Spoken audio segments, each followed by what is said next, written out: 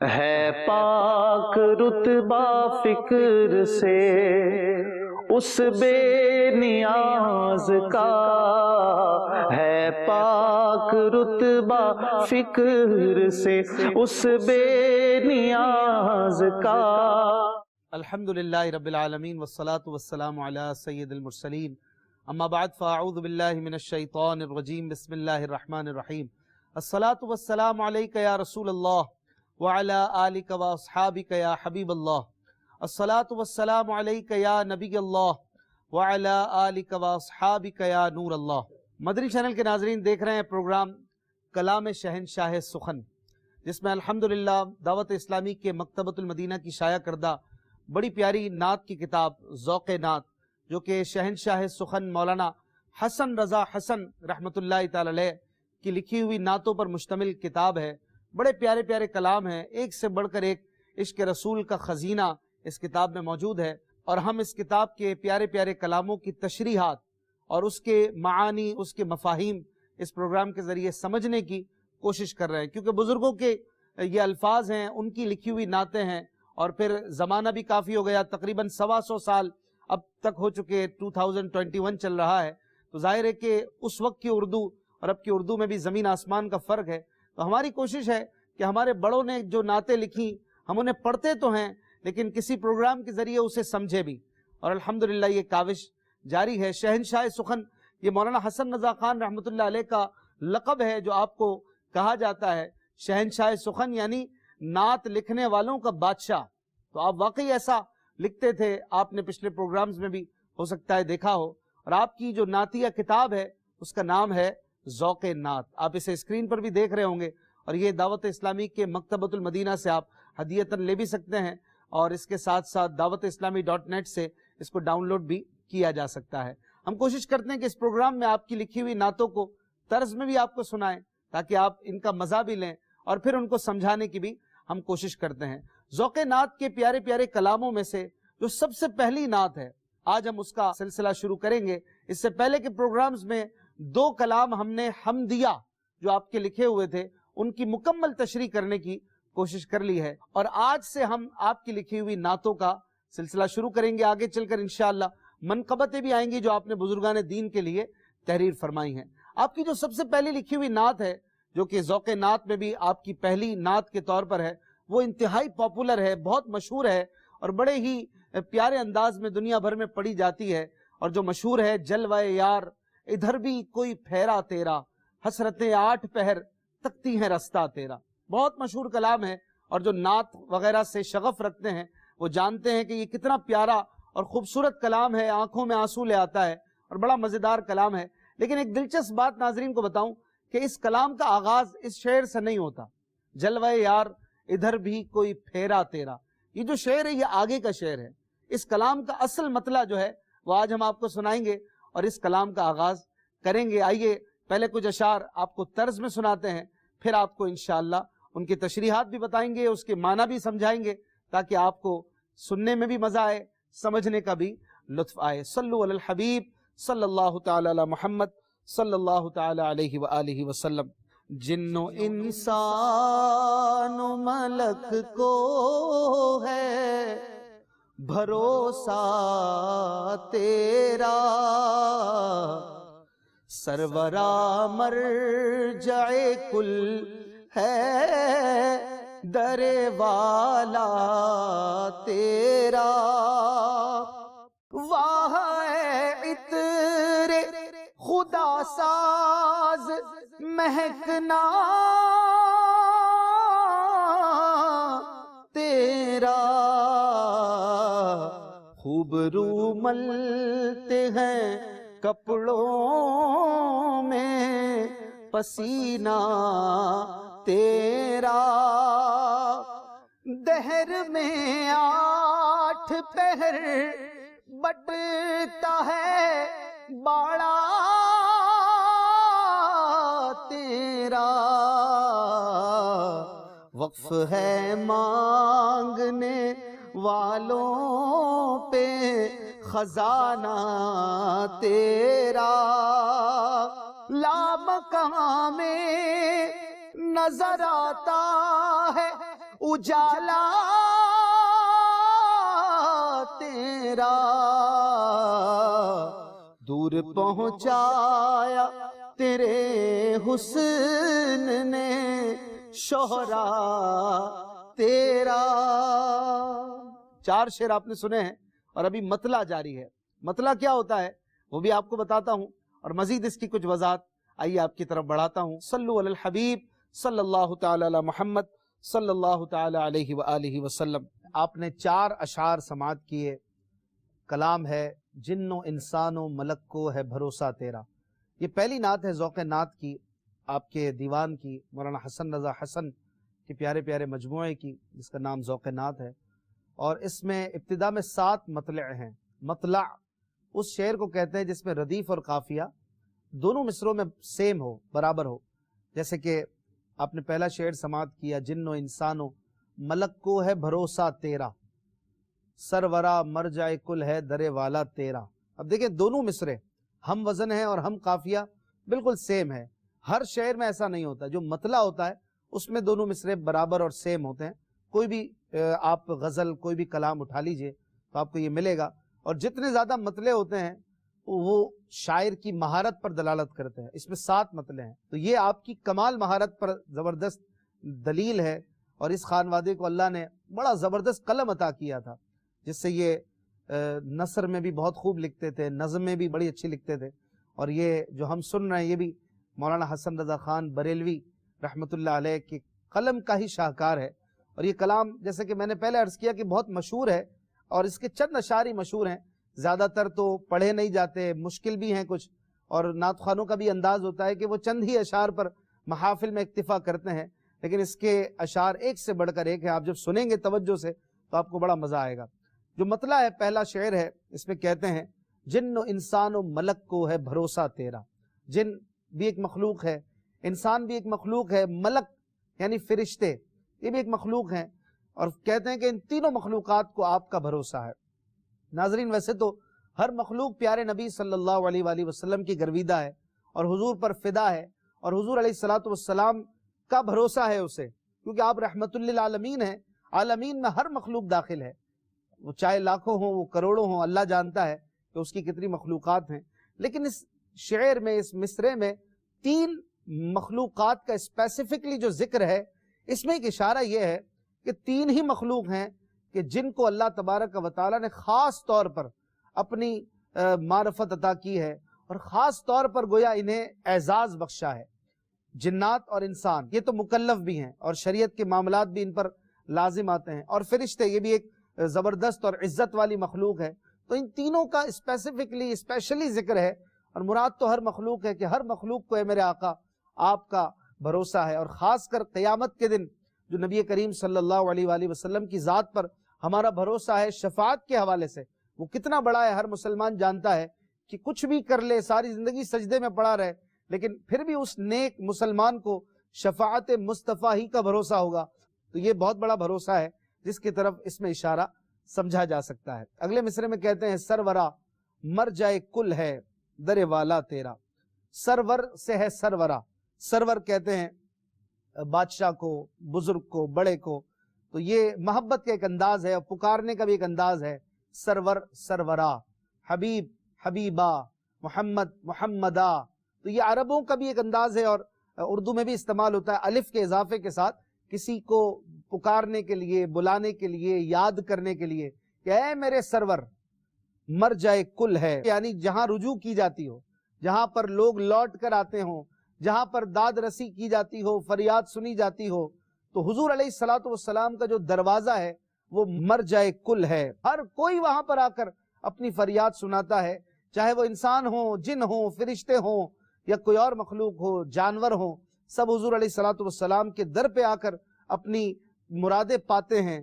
تو آپ کا در والا، در یعنی دروازہ، در والا مانے عزت والا دروازہ، شرف والا دروازہ، بڑا دروازہ، یہ آپ کا وہ ہے کہ ہر مخلوق کے لیے مرجع ہے کہ وہاں آ کر وہ اپنی فریاد کرتے ہیں۔ میرے آقا اعلیٰ حضرت نے فرمایا نا، ہاں یہیں کرتی ہے چڑیا فریاد، یہیں سے چاہتی ہے ہرنی داد، اسی در پر شترانے ناشاد، گلائے رنج و عنا کرتے ہیں۔ ہرنی بھی آتی ہے، शुतरान यानी ऊंट भी आते हैं, चिड़ियां भी हुजूर अलैहिस्सलाम से फरियादें करती थीं, और भी रिवायतें मिलती हैं कि हुजूर पाक सल्लल्लाहु अलैहि वसल्लम से जानदार और इवन बेजान चीज़ों ने भी अपनी मुरादें पाई और हुजूर से अपना काम जो है वो बनाया। तो ये है प्यारे आका का दरवाज़ा। आला हज़रत एक और जगह पे कहते हैं कि चांद शक हो, पेड़ बोले, जानवर सजदा करें, बारकल्ला मरजाए आलम यही सरकार है। तो मरजाए आलम का मतलब यही है कि सारा आलम जिसकी तरफ रुजू करता हो। तो हुजूर अलैहिस्सलातु वस्सलाम की शान से भरपूर ये शेर है, जिन्नो इंसान व मलक को है भरोसा तेरा, सरवरा मर जाए कुल है दरे वाला तेरा। अगले शेर में कहते हैं, वाह ए इत्र खुदा साज महकना तेरा, खूबरू मलते हैं कपड़ों में पसीना तेरा।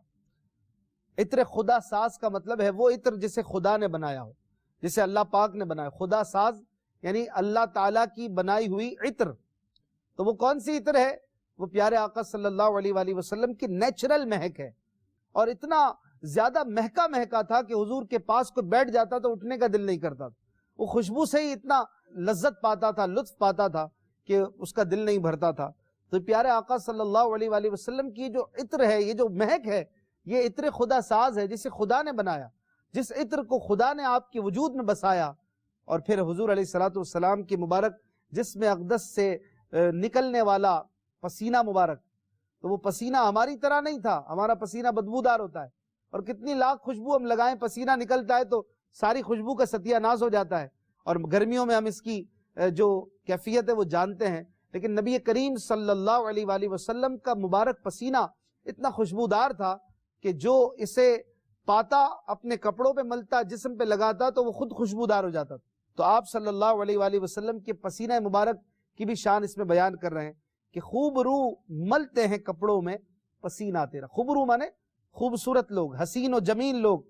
जो हसीन और जमील होते हैं वो मजीद खुशबू के जरिए भी अपना हुस्न बढ़ाते हैं। और महबूब अलैहिस्सलातु वस्सलाम का पसीना जिसे मिल जाता है तो फिर उस हसीन और जमील को और कोई खुशबू नहीं चाहिए होती। मशहूर वाक़या है कि नबी करीम सल्लल्लाहु अलैहि वसल्लम ने एक गरीब को उसकी बेटी की शादी के मौके पर अपना पसीना अता किया था। जब उसकी बेटी ने वो लगाई, उस घर में वो खुशबू, वो पसीना लगाया गया, तो इसके बाद वो घर जो था वो कई दिन तक महकता रहा, यहाँ तक कि उनके घर का नाम खुशबूदारों का घर पड़ गया। तो ये खुशबू का आलम था, पसीने मुबारक का ये आलम था। तो ये क्या महक थी? ये इत्र खुदा साज थी। ये वो इत्र थी जिसे खुदा पाक अज़्ज़ा वजल ने बनाया। फिर आगे फरमाते हैं अगले शेर में, दहर में 8 पहर बटता है बाड़ा तेरा, वक्फ है मांगने वालों पे खजाना तेरा। दहर कहते हैं जमाने को।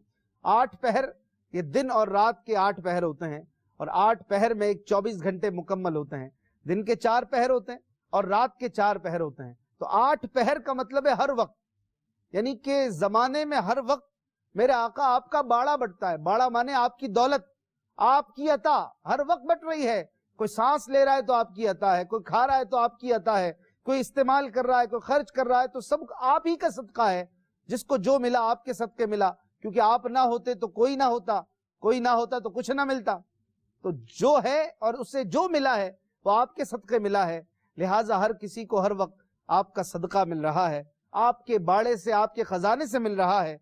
और फिर आपका खजाना कितना बड़ा है और फिर कितना ज्यादा आपका करम है। फरमाते वक्फ है मांगने वालों पे खजाना तेरा। मांगने वाले कभी खाली नहीं जाते।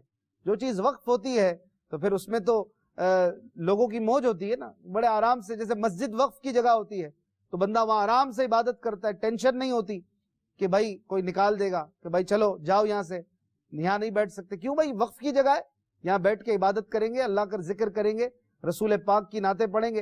तो होता यह है कि वक्फ की जो चीज होती है उसमें लोगों का दिल और खुला होता है। तो गोया इन्हीं अल्फाज से ये फरमा रहे हैं कि वक्फ है मांगने वालों पे खजाना तेरा। आपका खजाना तो भिखारियों के लिए वक्फ है, जो आए, जब चाहे आके ले जाए। आपके खजाने से वो खाली नहीं जाया करता। अगले शेर में फरमाते हैं, ला मकामे नजर आता है उजाला तेरा, दूर पहुंचाया तेरे हुस्न ने शोहरा तेरा। ला मका वो जगह के जहां मकान नहीं है, रब तबारक व तआला ने जहां आपको बुलाकर अपने जलवे दिखाए और वहां तक गोया आपका हुस्न भी पहुंच गया। जो ज्यादा खूबसूरत होता है उसका चर्चा ज्यादा दूर तक होता है, हसीनों जमीलों के चर्चे दूर दूर तक होते हैं। لیکن ایسا کوئی حسین دیکھا ہے کہ جس کی خوبصورتی کا چرچا عرش سے بھی ورا اور لامکاں میں بھی پہنچا ہو؟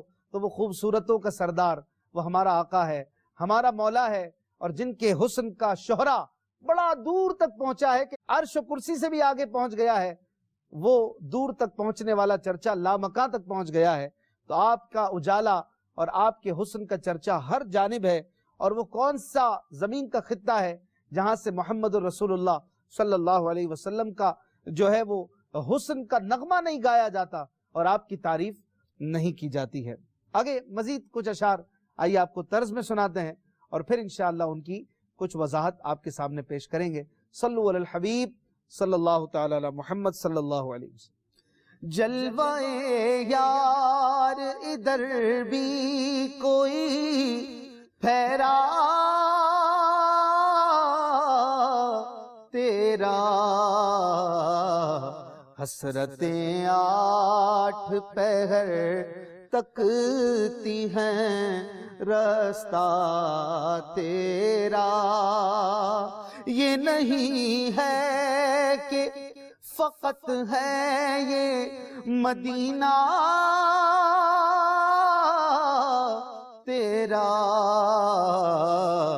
تو ہے مختار دو عالم پہ ہے قبضہ تیرا۔ کیا کہیں وصف کوئی دشت مدینہ تیرا، پھول کی جان نزاکت میں ہے کانٹا تیرا۔ کس کے دامن میں چھپے کس کے قدم پر لوٹے، کس کے دامن میں چھپے کس کے قدم پر لوٹے، تیرا سگ جائے کہاں چھوڑ کے ٹکڑا تیرا، تیرا سگ جائے کہاں چھوڑ کے ٹکڑا تیرا۔ آئیے اب ان اشعار کی کچھ وضاحت سماعت کرتے ہیں۔ صلو علی الحبیب صلی اللہ تعالی علی محمد۔ جی مدنی چینل کے ناظرین، آپ نے مزید 4 اشعار سماعت کیے۔ کلام ہے جن و انسان و ملک کو ہے بھروسہ تیرا۔ اس کا جو 5واں شعر آپ نے سماعت کیا، یہ وہ شعر ہے کہ جو میں سمجھتا ہوں کہ بہت مشہور شعر ہے، نعت خانوں میں بھی بہت زیادہ پڑھا جاتا ہے، اور میں نے بھی زندگی میں کئی بار پڑھا ہوگا، 100 بار سے زیادہ پڑھا ہوگا، تو شاید یہ غلط نہ ہو۔ اور الحمدللہ یہ شعر اللہ تعالیٰ نے اسے بڑی عزت سے نوازا ہے، اور اس کا مطلب اور مفہوم بھی بڑا پیارا ہے۔ کہتے ہیں جلوہ یار ادھر بھی کوئی پھیرا تیرا، حسرتیں 8 پہر تکتی ہیں رستہ تیرا۔ ایک عاشق کے دل کی صدا ہے جو اپنے محبوب کی طرف وہ ایک پیغام پہنچا رہا ہے، اور کہتا ہے کہ اے جلوہ یار، اے میرے دوست کے جلوے، میری طرف بھی تو کبھی آ جا۔ سن رکھا ہے کہ اپنے غلاموں کو نوازا جاتا ہے، ان کے گھروں میں حضور تشریف لے کے جاتے ہیں تو کبھی کسی کو کچھ عطا کرتے ہیں، کبھی کسی کی بیماری دور کرتے ہیں، تو میں بھی منتظر ہوں جلوہ یار ادھر بھی کوئی پھیرا تیرا، ایک پھیرا ایک چکر ادھر بھی لگ جائے۔ پھیرا یعنی چکر، تو بڑی محبت اور بڑے پیار والے الفاظ ہیں، بڑی اپنائیت والے الفاظ ہیں۔ غور کیجئے گا، جلوہ یار، لفظ یار میں بھی ایک پیار ہے، اور پھر کہتے ہیں ایک پھیرا ادھر بھی لگا جائیے میرے آقا، آپ کے لیے کیا مشکل ہے، اس غریب خانے پہ آپ اگر آ جائیں گے تو میرا تو مقدر جاگ جائے گا، آپ کا کیا جائے گا۔ جلوہ یار ادھر بھی کوئی پھیرا تیرا، حسرتیں 8 پہر تکتی ہے رستہ تیرا۔ حسرت کہتے ہیں ایک چاہت کو، وہ تمنا جو پوری نہ ہو رہی ہو، اسے حسرت کہتے ہیں۔ بندہ بعض اوقات کسی چیز کو بھی یاد کر کے حسرت کر رہا ہوتا ہے، کاش وہ کر لیتا، کاش یہ آ جائے میرے پاس، وہ مل جائے مجھے۔ تو عاشقوں کو اپنے پیارے آقا کی یاد تڑپاتی ہے، اور ان کی آمد کے وہ منتظر رہتے ہیں کہ حضور آ جائیں، ان کے جلوے دل میں بس جائیں۔ تو کہتے ہیں حسرتیں 8 پہر تکتی ہیں رستہ تیرا، کہ 8 پہر یعنی ہر وقت، کیونکہ 24 گھنٹوں میں 8 پہر ہوتے ہیں۔ پہلے کے لوگ اس کو بڑی آسانی سے سمجھتے تھے پہلا پہر کب شروع ہوتا ہے، دوسرا کب، تیسرا کب، چوتھا کب. اب کلاکس کا زمانہ ہے، لوگ بڑی ایزیلی ٹائم وغیرہ دیکھ لیتے ہیں. پہلے پہروں پر معاملات چلتے تھے، اسی لیے ایک لفظ بڑا مشہور ہے دوپہر. تو دوپہر بھی پہر کا حصہ ہے. دوسرے پہر کو دوپہر کہتے تھے، تیسرے پہر کو سہپہر کہتے تھے. تو وہ جس چیز کو آج ہم دوپہر کہتے ہیں وہ دوپہر نہیں ہوتی، وہ تو بہت پہلے شروع ہو جاتی ہے. تقریباً 9 ساڑھے 9 بجے کے آس پاس صبح دوپہر شروع ہو جاتی ہے. لیکن میں نے بھی ابھی دیکھیں اسے صبح کہہ دیا. تو حقیقت میں اوقات اس کے مخصوص ہیں جو ماہرین جانتے ہیں. لیکن بہرحال 8 پہر جب کہا جائے تو مراد یہ ہوتی ہے کہ ہر وقت، یعنی ہر وقت اے میرے آقا میں آپ کے جلووں کا طالب رہتا ہوں اور میری حسرت آپ کے جلووں کو تکتی رہتی ہے. تکنا مانے انتظار کرنا. تکنا ویسے دیکھنے کو کہتے ہیں، لیکن جب بندہ ایک ہی طرف ٹکٹکی باندھ کے کسی چیز کا منتظر ہوتا ہے تو وہاں دیکھ رہا ہوتا ہے. تو گویا کہہ رہے ہیں کہ میری حسرت ہر وقت آپ کے رستے کو تک رہی ہوتی ہے کہ میرے آقا کس دن آپ میرے گھر بھی تشریف لائیں گے. تو یہ بڑا ہی خوبصورت اور محبت سے بھرپور شعر ہے. پھر چھٹا شعر تھا، یہ نہیں ہے کہ فقط ہے یہ مدینہ تیرا، تو ہے مختار دو عالم پہ ہے قبضہ تیرا.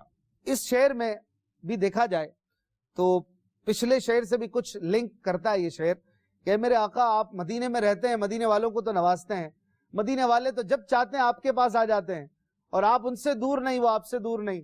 لیکن آقا ایسا تو نہیں کہ صرف مدینہ ہی آپ کا ہو. یہ نہیں ہے کہ فقط ہے یہ مدینہ تیرا. اے میرے آقا ساری دنیا آپ کی ہے، ہم بھی تو آپ کے ہیں، کبھی ہمارے پاس بھی تو آ جائیے. یہ نہیں ہے کہ فقط ہے یہ مدینہ تیرا. ایک معنی اس کا یہ بھی سمجھ میں آتا ہے کہ پچھلے شعر سے اس کو جوڑا جائے تو یہی بلاوے کی اور عرض کر رہے ہیں کہ میرے آقا میرے گھر بھی قدم رنجا فرمائیے، ایک دعوت ہے. اور دوسرا معنی اس کا واضح اور عام ہے کہ یہ نہیں ہے کہ فقط حضور مدینے کے بادشاہ ہیں، بلکہ میرے آقا دو عالم کے بادشاہ ہیں، دونوں عالم کے مختار ہیں. جہاں چاہیں جب چاہیں جائیں، جب چاہیں جس جگہ چاہیں کوئی تصرف فرمائیں، آپ کو کوئی روک نہیں سکتا. اللہ کی عطا سے آپ با اختیار ہیں، نبی مختار کل ہیں، جس کو جو چاہیں عطا کر دیں. تو کہہ رہے ہیں تو ہے مختار دو عالم پہ ہے قبضہ تیرا. قبضہ یعنی کسی کے انڈر میں ہونا، کسی کے ہاتھ میں کسی چیز کا تصرف ہونا، تو اسے قبضہ کہتے ہیں. ایک قبضہ برے معنی میں بھی ہمارے ہاں استعمال ہوتا ہے، جگہ پہ قبضہ کر لینا، کسی کی چیز پہ قبضہ کر لینا. یہاں پر یہ مراد نہیں ہے. قبضہ کسی اتھارٹی کو کہتے ہیں. یہ چیز میرے ہاتھ میں ہے تو یہ میرے قبضے میں ہے، تو یہ برا تو نہیں ہے قبضہ. یہ جو قبضہ ہے، یہ موبائل میرے پاس ہے تو یہ میرے قبضے میں ہے، تو یہ میرے ہاتھ میں ہے، میں اس پر اتھورائزڈ ہوں، میں جو چاہوں اس کے ساتھ کر سکتا ہوں، شریعت کے دائرے کے مطابق ظاہر ہے.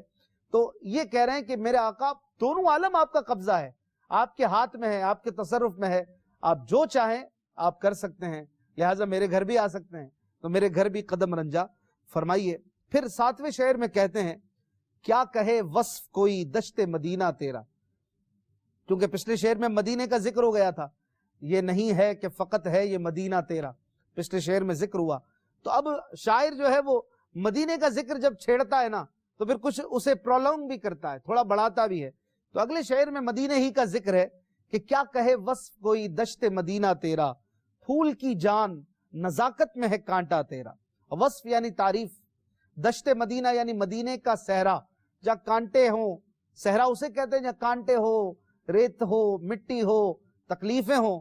لیکن نہ یہ مدینے کا صحرا ہے. مدینے کے صحرا میں تکلیفیں نہیں ہیں، مدینے کے صحرا میں بھی پھول کھلتے ہیں، مدینے کے صحرا میں بھی عاشق کو مزہ آتا ہے. کہتے ہیں کیا کہے وصف کوئی دشت مدینہ تیرا، پھول کی جان نزاکت میں ہے کانٹا تیرا. تیرا کانٹا بھی اتنا نازک اور ملائم ہوتا ہے کہ پھول کی جان نظر آتا ہے، پھول بھی اس میں قربان ہوتا ہے کہ پھول کیا ملائم ہوگا جو دشت مدینہ کا کانٹا ملائم ہوتا ہے. یہ عشق کی بات ہے، یہ اپنی اپنی نظر کی بات ہے کہ جب بندے کو کسی سے پیار ہوتا ہے تو اس کا کانٹا بھی پھول لگتا ہے. تو کہہ رہے ہیں کہ اے مدینے کے صحرا تیرا کانٹا بھی پھول سے بڑھ کر ہے، تو پھر میں تیری کیا تعریف کر سکتا ہوں؟ جب کانٹے کی تعریف ممکن نہیں تو پھول کی تعریف کیسے کر سکتا ہوں؟ تو یہ عشق کی باتیں کر رہے ہیں. پھر کہہ رہے ہیں آقا اب مجھے بھی اپنے در پہ بلا لیجئے، مجھے اپنے قدموں میں رکھ لیجئے، میرے گھر بھی آ جائیے.